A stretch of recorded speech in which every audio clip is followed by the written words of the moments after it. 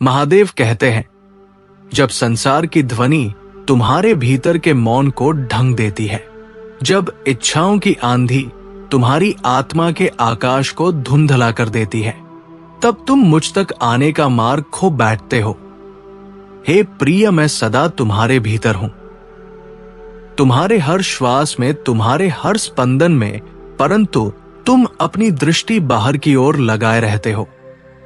तुम पर्वतों, नदियों, मंदिरों में मुझे ढूंढते हो, जबकि मैं उस शांति में निवास करता हूं जो तुम्हारे हृदय के सबसे गहरे कोने में है।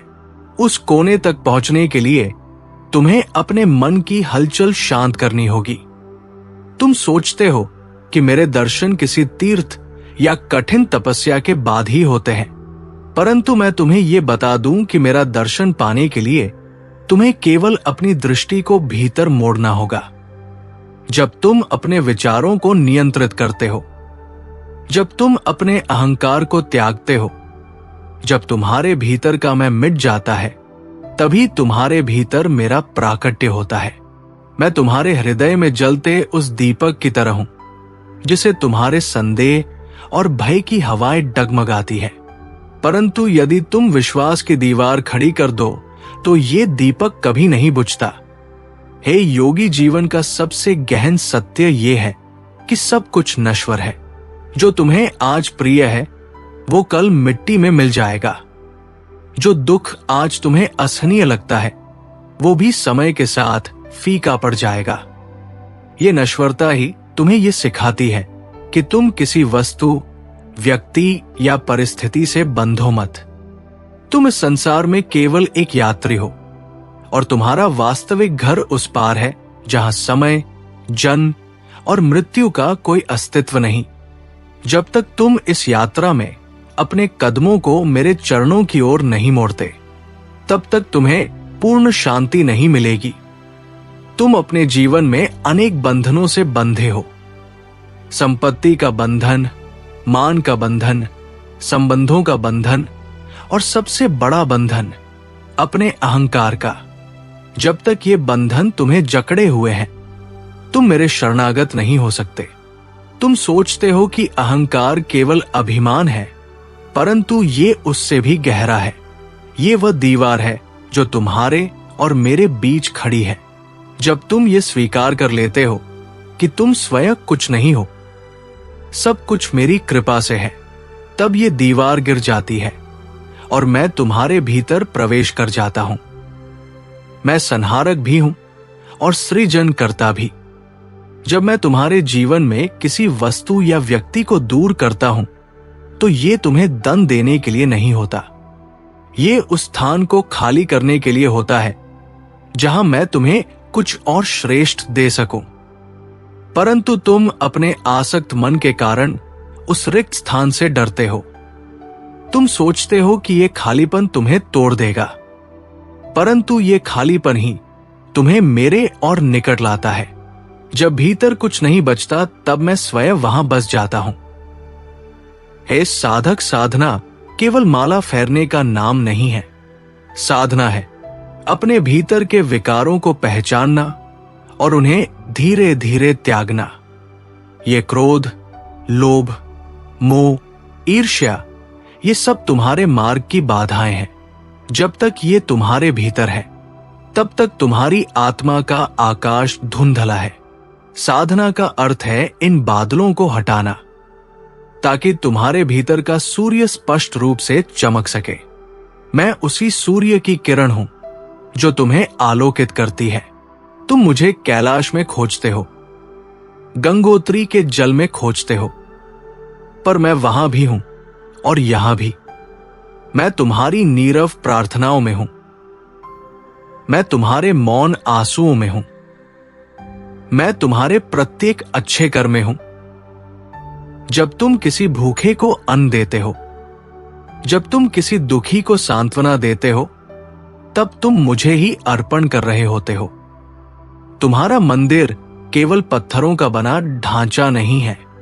तुम्हारा सच्चा मंदिर तुम्हारा हृदय है। समय का चक्र निरंतर घूमता है, ये किसी के लिए रुकता नहीं।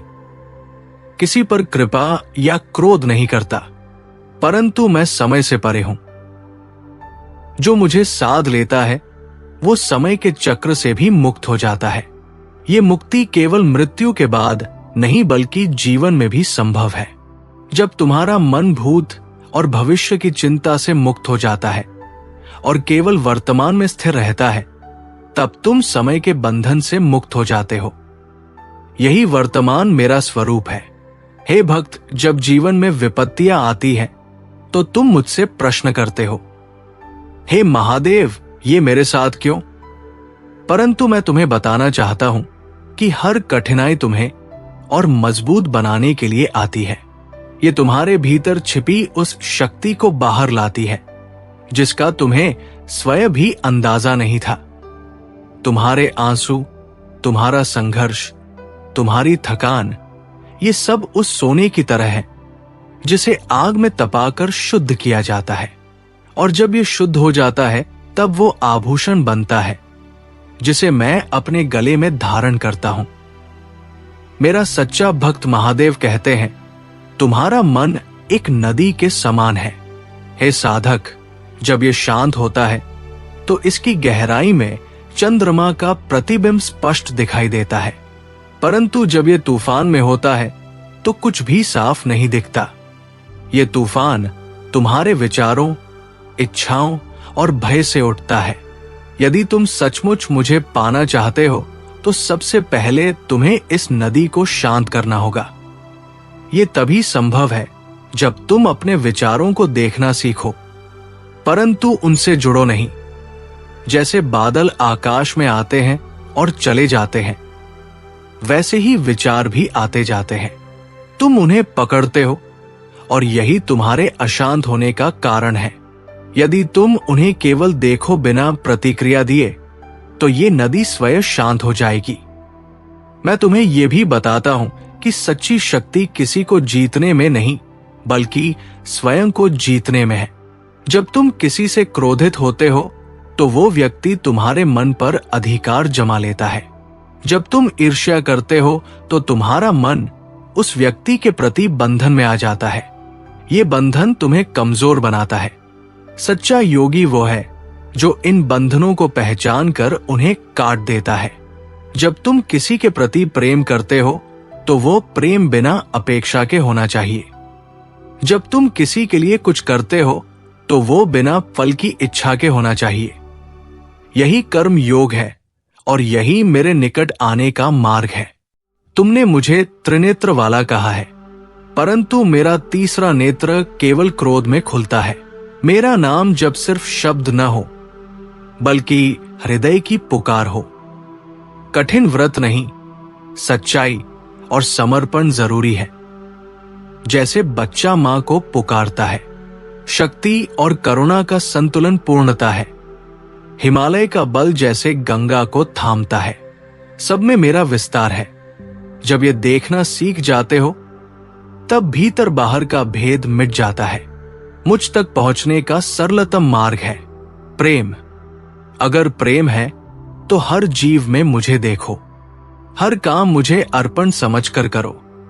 भोजन, मदद, क्षमा सब भक्ति बन जाते हैं। धैर्य साधना की कुंजी है।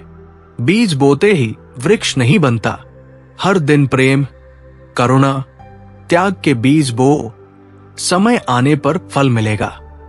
अपने मन को साधना सबसे कठिन है, पर जब मन स्थिर होता है, आत्मा की आवाज सुनाई देती है जो मार्गदर्शन करती है। तुम्हारा जीवन सिर्फ तुम्हारा नहीं, अनगिनत आत्माओं से जुड़ा है। ऐसा जियो कि तुम्हारे अस्तित्व से प्रकाश फैले। मुझे पाने के लिए तीर्थ, पर्वत, गुफाएं जरूरी नहीं। जब तक भीतर नहीं उतरोगे, मुझे नहीं पाओगे। मैं पत्थर की मूर्ति में नहीं, जीवित हृदय में हूं। मैं पहले से ही तुमसे प्रसन्न हूं। तुम्हारा जन्म ही मेरे आशीर्वाद का प्रमाण है। सुख दुख सब मेरी योजना का हिस्सा है। मुझ पर विश्वास रखो। जब ये अटूट हो जाता है, भय समाप्त हो जाता है। जब साधक मेरे चरणों में बैठता है, उसके मन में अनेक प्रश्न होते हैं, जीवन का उद्देश्य, दुख का कारण, मृत्यु के बाद क्या? मैं मुस्कुराता हूं क्योंकि सब उत्तर मौन में मिलते हैं। जीवन नदी जैसा है, कभी शांत, कभी लहरों से भरा, पर अंत में सागर में मिल जाता है। जैसे हर आत्मा मुझ में मिलती है। मृत्यु कोई अंत नहीं, बल्कि नया आरंभ है। ये जानकर भय मिट जाता है, और भय के जाने पर जीवन शुरू होता है। शक्ति पहले से तुम्हारे भीतर है। साधना और सत्य के मार्ग पर चलने से वो जागती है। भक्ति का अर्थ हर परिस्थिति में मुझ पर विश्वास रखना है। साधना का अंतिम लक्ष्य मुझे पाना नहीं, खुद को पाना है, क्योंकि मैं और तुम अलग नहीं। ये जानकर खोज समाप्त हो जाती है। बस मौन, आनंद और प्रेम शेष रह जाता है। और जब कभी तुम्हें लगे कि अंधकार ने घेर लिया है, आंखें बंद करो, गहरी सांस लो। उस सांस में मैं हूं, उस मौन में मैं हूं, उसी क्षण मैं तुम्हारे साथ हूं, जैसे हमेशा था और हमेशा रहूंगा।